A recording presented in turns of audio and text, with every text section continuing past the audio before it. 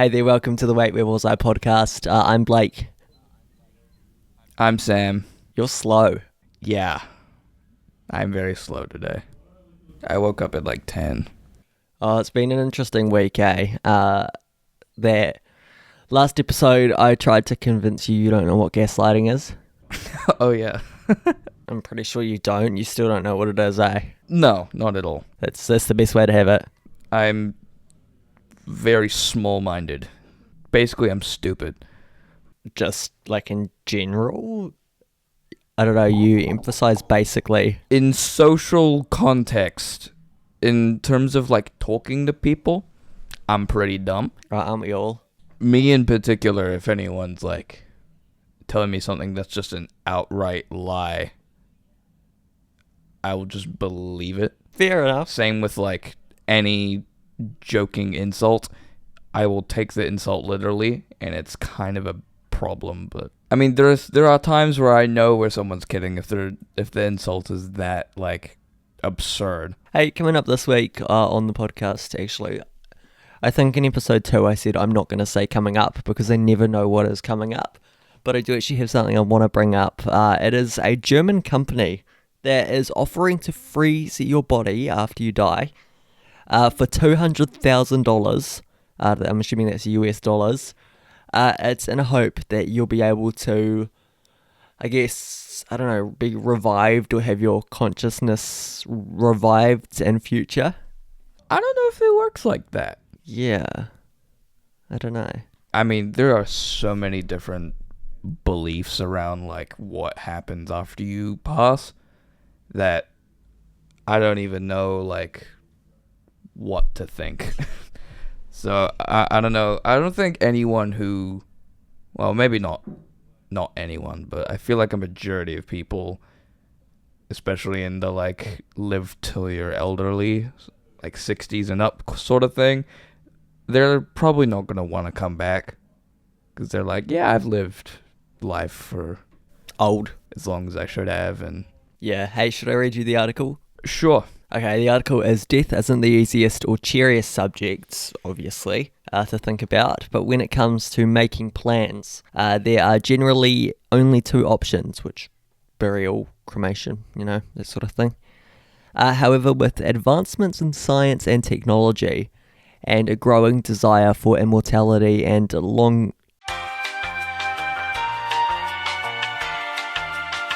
Dyslexia.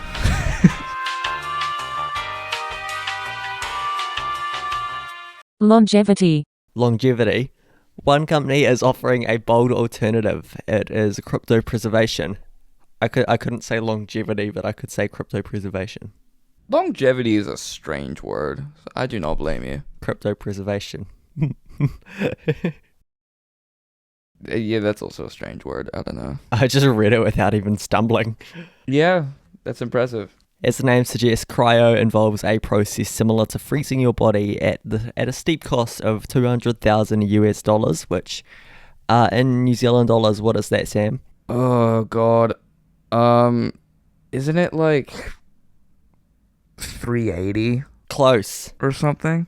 $350,000. That's like a lot of money. That's almost $500,000. Yeah. So that in the distant future, you might be revived and given another shot at life. I don't know if it would work that way though, because if you're being frozen when you're like, say, I don't know, 60 something, your body won't like come back and be able to grow more. So I feel like you'd be revived for like a year, 2 maximum. Yeah, I guess it begs the question: when in the timeline would you want to be unfrozen? And if you will, depending how humanity goes. Yeah, I mean, honestly, at this point, who knows, eh? I mean, this is a very niche, I don't know if niche is the right word. This is a very, like, gamer thing to bring up. But the video game Overwatch, back in its prime era, that had a cinematic short for one of their characters who is based in, like, the Antarctic, and was frozen for, I can't remember how long. It was like 9 or 15 years, some really absurd amount of time. And the only reason they like got released was because of some emergency thing that someone else off location did, where everyone else who was frozen with that person was killed because they were frozen for too long. Yeah, it's a very scary thing to think about, like being frozen, because you have to rely on someone else being able to get you out of that state, and something definitely could go wrong while you're frozen anyway. Yeah, no, I agree with you. I mean, like, would you want to come back to life in your own body, or would you just have like your conscience transferred into like a robot body? If I were a robot, if your conscience was in a robot, would it work the same way? You like have, so like your conscious is in a robot version of a brain, and you operate the same as a human would, except you're like metal and stuff. I don't know what would happen. Would Elon Musk just plug a USB stick into your brain? Would I become the Terminator? I wonder if anyone's ever tried to plug a USB stick into a brain. Probably. Don't say Elon Musk. Some conspiracy theorists too would like, or that are like big science nerds, would try to like prove that theory. Oh, who gave the science nerds a brain again? Have you seen that that funny clip of flat earthers doing a science test to like try prove that the earth was flat, but they were wrong? Yeah. It's great, eh? Because their reaction in the moment too is so like, oh, not even like a huge frustration or anything. It's just like, huh. I love seeing people who like they're very wrong and then they get proven wrong. Like their passion of being wrong. Yeah, when it's like their strongest passion. Yeah. That's pretty funny. I mean, it's definitely only funny when it's like a widely known thing. Yeah. And like one little group is like a non-believer of it in some way, when there's so much factual information. This could get really political really quickly. I'd say I don't believe in any conspiracy theories. I don't think I do. There's none I can think of.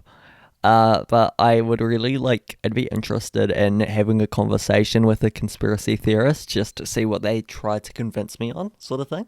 Yeah, I would definitely be really curious to like talk to someone who believes some crazy thing and then just hear what they like are so passionate about. I think I remember seeing a video about that where someone was like not a conspiracy theorist, but they were like hugely into listening like into people's stories, because it's just so there's so much passion in it. It's like very intriguing to listen to. This one I've just come across, I was actually about to bring up, the moon landing hoax. Oh yeah, I forgot about that. Who was that meteorologist who said, he had this like insane, like this scenario that disproved it being a hoax, like said it was real, because it is real. No, he made a big joke out of it, and he was like, they go to Hollywood and are like, we need to pretend to send people to the moon. Can you build a set? And then Hollywood come back. They're like, it's too hard. We're just gonna have to film on location. Oh yeah. That's Neil deGrasse Tyson. That's him. I couldn't think of his name. I was just about to bring up that clip. That clip's really funny. It's a really good clip, eh? Yeah. Some people believe the 1969 Apollo 11 moon landing was faked by NASA to beat, I believe it was cosmonauts, arguing the images and video were filmed on Earth to win the space race against the Soviet Union. However, overwhelming evidence, including photos, videos, and rock samples, support the reality of the moon landing. Yeah, I'm pretty sure Russia was first to get something into space, but the US was first to get someone into space. And there are two people who are still in space at the moment, who are only supposed to be there for like a short amount of time, but they're still there. I would not know. So there's two astronauts, Sunita Williams and Barry Wilmore, who went into space June 5th. They ended up being, well, they're still up there, but they're actually going to be, when this episode comes out, they're actually going to be probably getting back to Earth around the same time this episode comes out. I think from memory, when you're in space, time feels different. So like how long you've been in space compared to how long it has been on Earth is like totally different. So I don't remember what the like difference is, if it's like feels longer or shorter. It wouldn't be an insane difference. I don't know. Have you watched Interstellar? No. Oh, I've watched it like 10 times. I've watched it enough for the both of us to have watched it multiple times. So You should know about it. Interstellar is one of those like big films that are like super successful that I just have not seen. Fair enough, honestly. I mean, I haven't seen The Lion King. You haven't seen The Lion King? You haven't seen Interstellar? As well, with Lion King, since it's an animated film from like our generation-ish, like it came out a lot before that, but like I feel like kids, at least in our age group, were like shown a lot of like the Disney classics. Anyway, you need to watch Interstellar. So I kind of assume most people have seen it, but I haven't seen a lot of Disney classics as well, like Aladdin and several others. I'd like to think I haven't. I don't think I've seen The Lion King, but like I might have forgotten if I've seen it, you know? That's the same with me with Shrek, because I've definitely seen the first Shrek, but I don't know if I've seen any other Shrek, and a lot of people hype Shrek 2. Have you seen Home Alone? Just the first one. Oh my god, you need to watch the second one because character development. Character development? Oh my god. I haven't actually seen Home Alone in like a super long time, but I do mostly remember it. I watched it multiple times over Christmas. Yeah, there's the appropriate time to watch it. I'm not a huge Christmas film person, and not a huge Christmas person in general, but Christmas films, I don't know, there's only like a small handful that are like really good, and then the rest kind of just like nah. Okay, I've got homework for you. You have homework for me? Yeah. Do you have Netflix? I do have Netflix. Disney Plus? Yes. First, on Netflix, I need you to watch Interstellar. Mm-hmm. Second, on Disney Plus, Home Alone 1. And then third, on Disney Plus, Home Alone 2. Don't worry about any other Home Alones, they're all as bad as each other. Okay, noted. Next episode, we're going to debrief. Oh, do I have to watch Home Alone even though it's March? Why would you not watch it in March? Because it's Christmas. So I'm already getting ready for Halloween. Oh no, you're just like a supermarket. Thanks. I give supermarkets so much crap for like doing holiday stuff like so early. Like they always do Christmas before Halloween. Easter stuff they do in January. I don't know. It drives me mental, and hence why I'm talking about the like it's March. I don't want to watch Christmas movies. I have the same rule with Christmas music where I only listen to it in December. This is really, really random in the sense that I work in radio, and like there's some radio stations, more the like underground stations, like the non-commercial ones. They like to they'll play Christmas, like exclusively Christmas music in December. Christmas, it depends. Like, if you're playing just the hits, I'm not a fan. But if you're playing, like, some other Christmas music that's, like, not super big and not just covers of, again, the hits, then that's perfectly fine. Jingle bells. I feel like that doesn't get played on radio. Good. Because it's more like a carol. How old is Jingle Bells? First recorded in 1889. It was recorded in 1889 on an Edison cylinder. This recording, believed to be the first Christmas record, was lost, but an 1898 recording, also from Edison Records, survives. Jingle bells, your mum smells. Sorry. Damn. Nothing personal, considering I have not met your mum. I wouldn't know if she smelt or not. I'm sure she's lovely. Yeah. Why'd you do a high-pitched voice like you were lying? I don't know why I did. My mum is very lovely. Yeah. She's so nice. Yeah, she's alright. Hey, should we do Song of the Show? Yes, it's my turn, isn't it? It is, yeah. Hit us with your Song of the Show. So, last episode we talked a lot about Daniel Seavey's album Second Wind, and it's all I've been listening to for, we'll say, the past week. Lose Me Like You Mean It. Daniel Seavey is my choice for this song of the show. I want you to lose me like you mean it. Break my heart. Actually, something that we didn't bring up last time, at least because I think I only did this like yesterday, is that I, through one of our mutual friends, found out that there are suddenly VIP tickets for Daniel Seavey. But when I originally bought tickets, like when the show was first announced, there was not VIP stuff at all. So I bought like a ticket for Blake and I. And I'm Blake. Yes, you are Blake. And then yeah, I found out a couple days ago, or yesterday, I can't remember, about like the VIP stuff, and I was like, what? And I was like, okay, Dad, is it okay if I get an early birthday present and get a VIP ticket? How much are the tickets? The VIP ticket, excluding the vinyl, I think was $250. Wow, that's actually pretty good. Yeah, for that's not too bad, because I think the tickets normally are like 90 each, from memory. I can't fully remember. But yeah, I'm gonna meet Daniel CV again. Should we wrap up the episode there? Let's do that.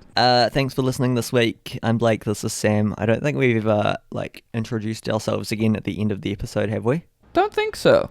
Honestly, I don't even know if people know who we are. Maybe in like the first couple we did. I don't remember. I don't know. I've put your homework in writing. Thanks. Hey, thanks so much for listening this week. We're back next week, next Monday. We hope Butch Wilmore and Sunita Williams, we hope they're back from space. Nice. Do you reckon they're gonna fall over when they get out of the rocket on Earth? Oh, you mean because of like gravity? Gravity will be so different. They're trained astronauts. I don't think they would. I think they will. Actually, yeah, they've been in space for a long time, maybe. There's people who go to space for a couple of days and then they faint when they get back because this just Earth and the atmospheric pressure is so different. Oh, true. So yeah, they probably will. 2 seconds. Wait, before we go, I have something I need to do. I said something a few weeks ago, which I actually forgot to do last week. Is that I'm going to end the episode with a different saying. Oh. Okay, off to fight crime. Toodles. Nah, I can get a better one than that. I'm saying toodles. Out the door, dinosaur, because of how old you are. Toodles. Bye.